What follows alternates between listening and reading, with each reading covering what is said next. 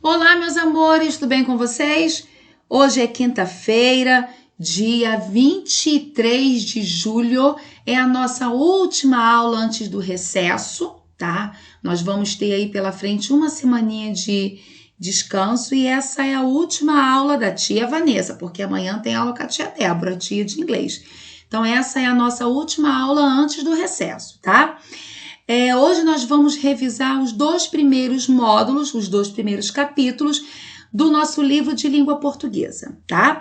Hoje nós vamos iniciar, então, pelo módulo 4, os primeiros anos dos portugueses no Brasil. Lembra dessa aula? Então, meus amores, então vamos lá.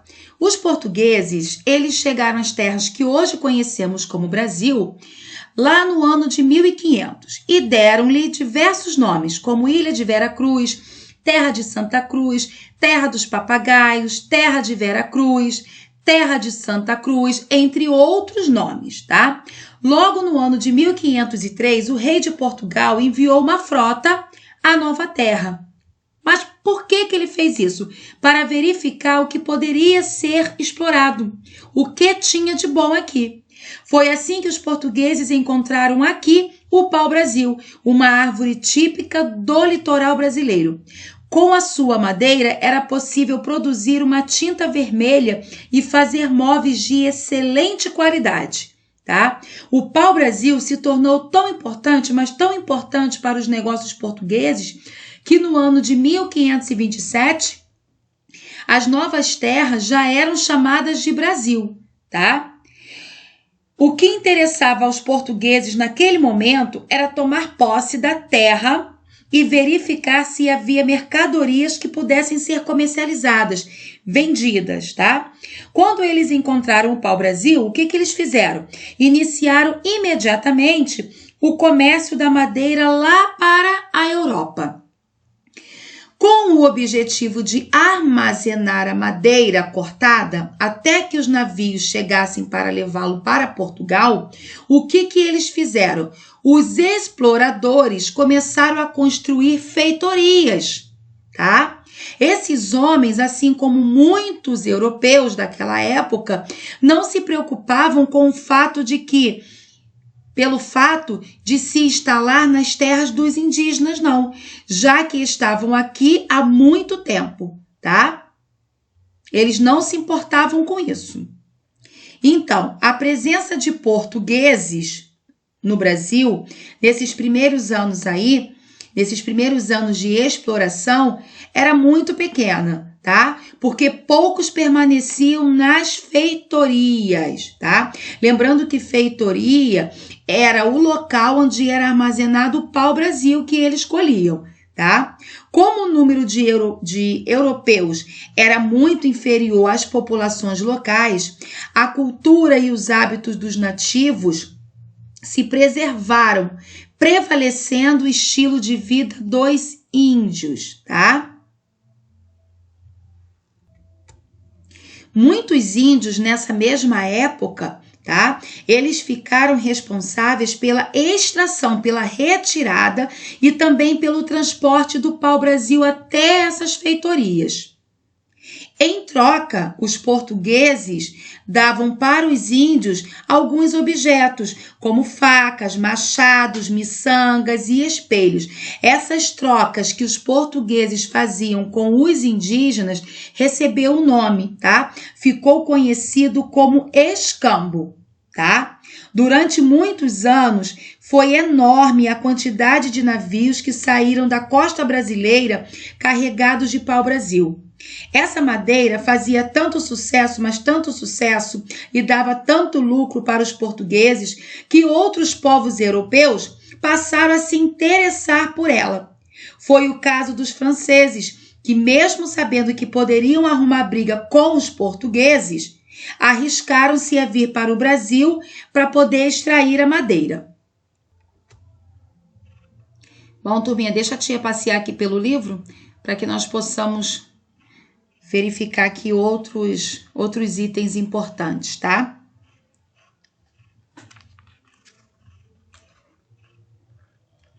Aqui, turma, aqui nós temos esse mapa. Deixa a tia tentar diminuir. Esse mapa, ele é bem conhecido, né? Lembram desse mapa? Olha o título dele. As capitanias hereditárias e suas atividades econômicas, tá? Então, vamos relembrar um pouquinho sobre as capitanias hereditárias. Por que que elas foram criadas? Quantas foram criadas? Quanto tempo que elas duraram, tá? Então, vamos lá, turminha. Para colonizar o Brasil, tá? O que que o rei de Portugal fez? O que que o cara resolveu fazer? O cara resolveu dividir o território em diversas faixas de terras. Vocês estão vendo aqui, ó, esse pedacinho aqui, ó, ele dividiu, ó, em vários pedacinhos de terra. E o que que ele fez? Essas terras receberam um nome, tá? Elas ficaram conhecidas como capitanias hereditárias, tá? E essas capitanias, elas foram doadas, tá? Mas não foram doadas para qualquer pessoa, não. Elas foram doadas a quem tivessem condições financeiras para ocupar e explorar suas riquezas, tá? Elas foram doadas para as pessoas que tinham um poder aquisitivo, né? Que tinha din-din, que tinha dinheiro, mas elas tinham uma obrigação. E que obrigação era essa? Elas tinham duas coisas a serem feitas. Elas precisavam ocupar o nosso território brasileiro e tinha que explorar as nossas riquezas, tá?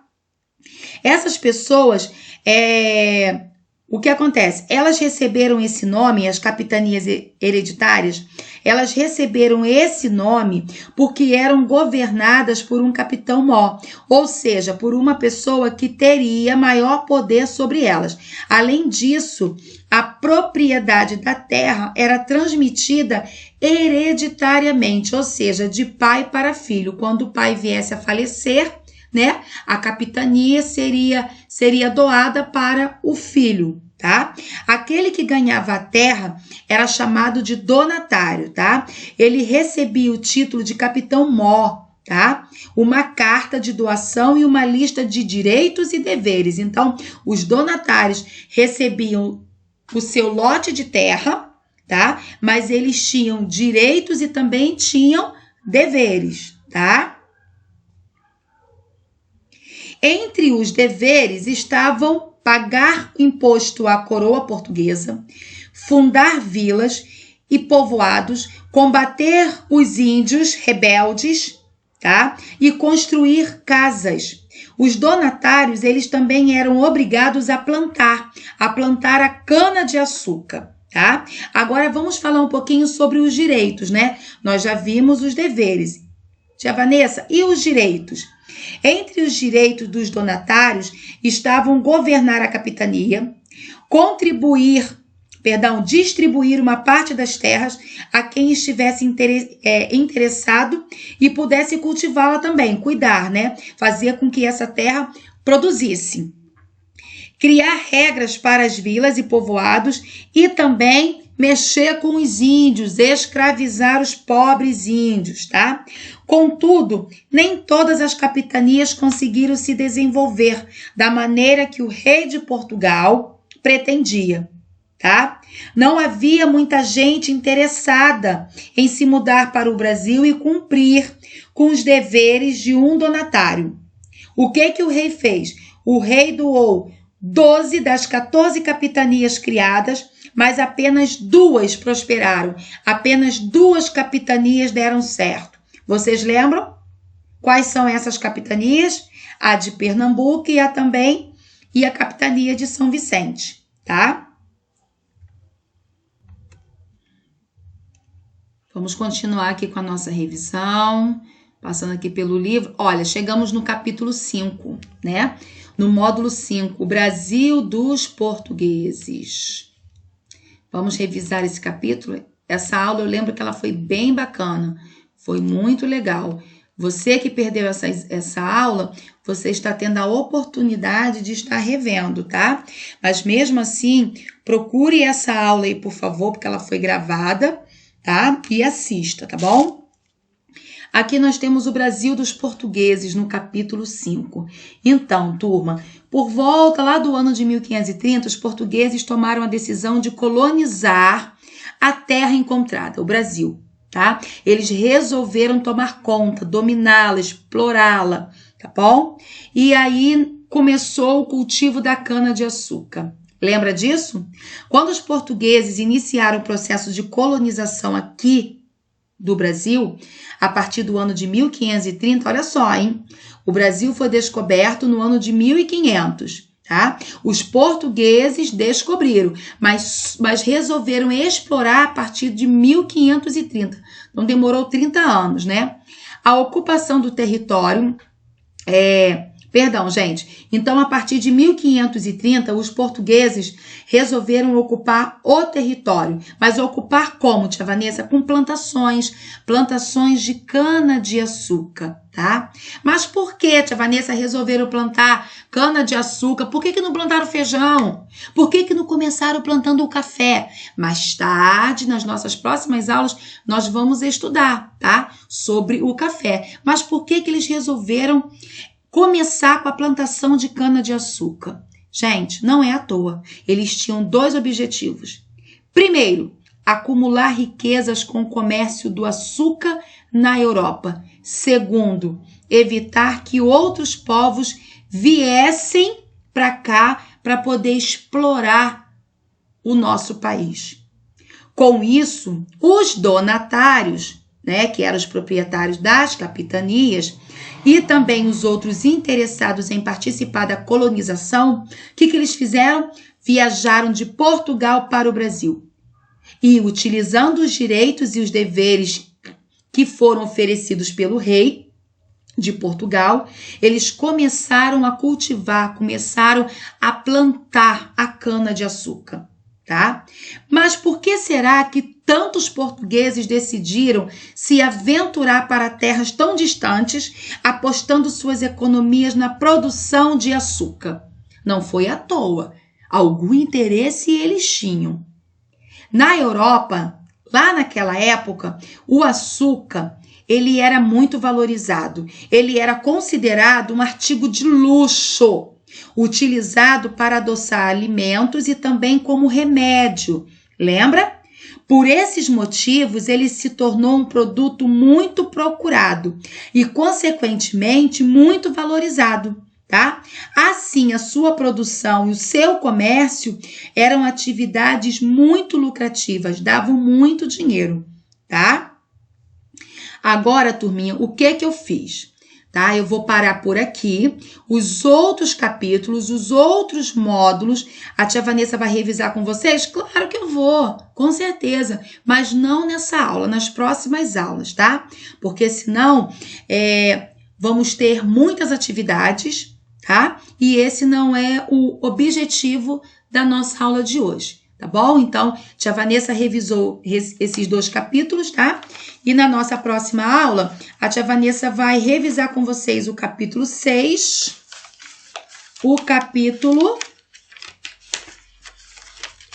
Deixa eu ver aqui, o capítulo 7. Eu estou olhando o meu livro físico, tá, gente? É isso mesmo. Então, a tia Vanessa está revisando com vocês hoje esses 2 primeiros capítulos, 4 e 5. E na nossa próxima aula de história, a tia Vanessa vai estar revisando os 2 últimos capítulos, que são o capítulo 6 e o capítulo 7. Show? Bom, turminha, a tia Vanessa fez uma revisão oral, certo? A tia Vanessa relembrou aí. Agora é a sua vez. Então, a tia Vanessa está enviando para vocês essa folhinha, todos vocês já receberam, tá? E essa folhinha é apenas uma folhinha, vai do número 1 até o número 7. Ah, tia Vanessa, é muita coisa. Não é muita coisa, não, tá? Nós somos uma turminha de 4º ano, certo? Então, isso aqui, o que é que vocês vão fazer? Tia Vanessa, é para imprimir? Né? Não. É para fazer o quê? Para você copiar, tá? É para você copiar isso aqui. Você vai copiar no seu caderno de história. Está aqui, ó, orientações.